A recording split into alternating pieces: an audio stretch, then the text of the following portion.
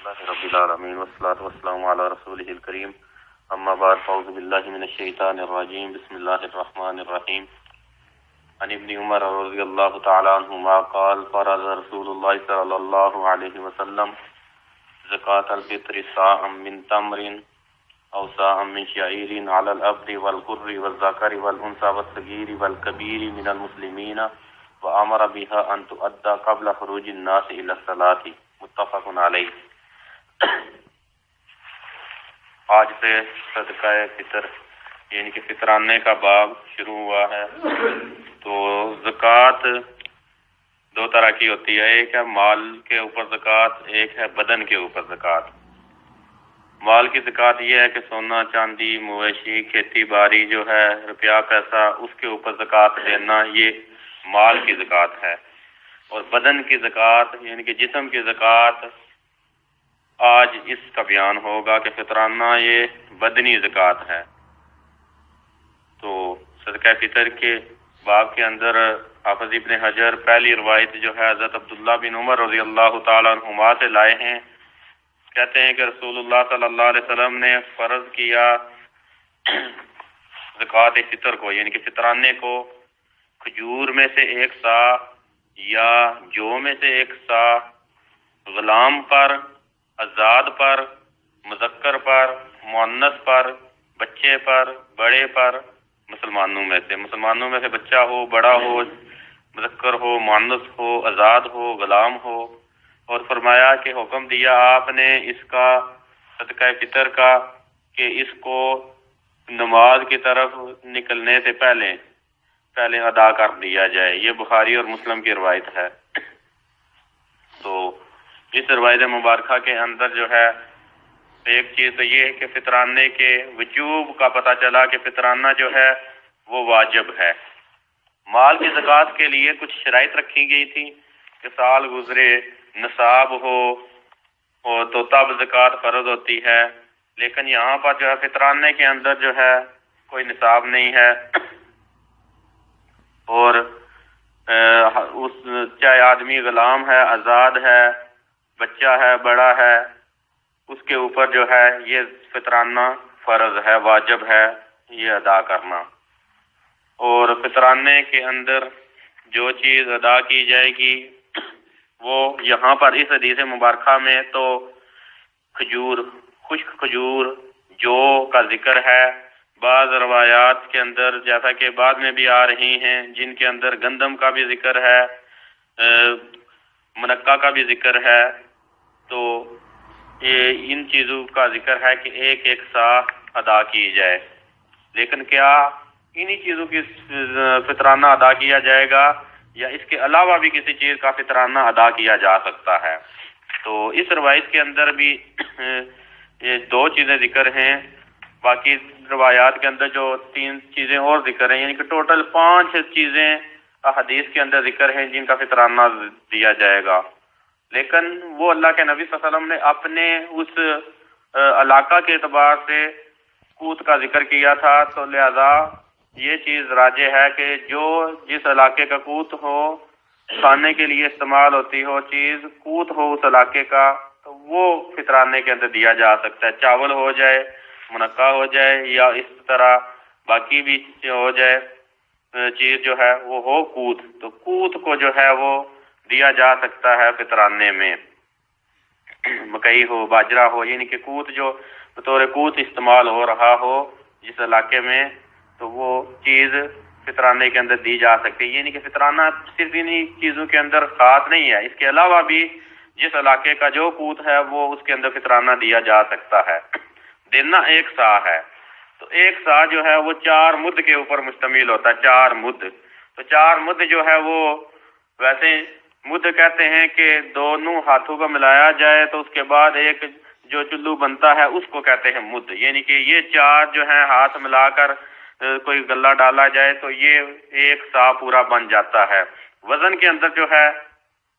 کافی اقوال ہیں کہ 2.25 کلو، 2.5 کلو، 3 کلو، تو زیادہ تر 2.5 کلو والا مناسب قول ہے۔ تو 2.5 کلو جو ہے تقریباً بنتی ہے مقدار، لیکن شیخ صالح بن فوزان نے 3 کلو لکھی ہے کہ یہ کہتے ہیں کہ کم ہو گیا تو یہ ادائیگی کے اندر کمی ہوگی تو لہذا کامل یقین کے ساتھ 3 کلو دینا چاہیے، انہوں نے یہ چیز لکھی ہے۔ لیکن میں نے جیسا کہ بیان کر دیا کہ اختلاف ہے سا کے اندر، تو 1 سا جو ہے وہ فطرانہ دیا جائے گا۔ باقی فطرانے کے اندر جو ہے ایک چیز یہ ہے کہ کیا روپیہ پیسہ بھی دیا جا سکتا ہے یا صرف یہ دی جائے گی چیز، تو روپیہ پیسہ جو ہے یہ فطرانے کا بدل نہیں ہے، بلکہ اصل جو ہے وہ غلہ دیا جائے۔ اصل چیز یہ ہے کہ غلہ دیا جائے۔ اللہ کے نبی صلی اللہ علیہ وسلم نے غلے کا ذکر کیا ہے کہ 1 سا غلہ دیا جائے، روپے پیسے کا ذکر، درہم و دینار کا ذکر اللہ کے نبی صلی اللہ علیہ وسلم نے نہیں کیا۔ تو لہذا کسی بہت ہی زیادہ مجبوری کے تحت جو ہے یا عذر کے تحت فطرانے کے اندر روپیہ پیسہ دیا جا سکتا ہے، لیکن راجح بات یہی ہے کہ غلہ ہی دینا چاہیے۔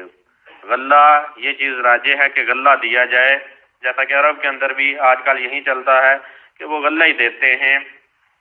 غلہ وہ دیتے ہیں، آگے جو فقیر ہے وہ غلہ آگے پھر فروخت کر کے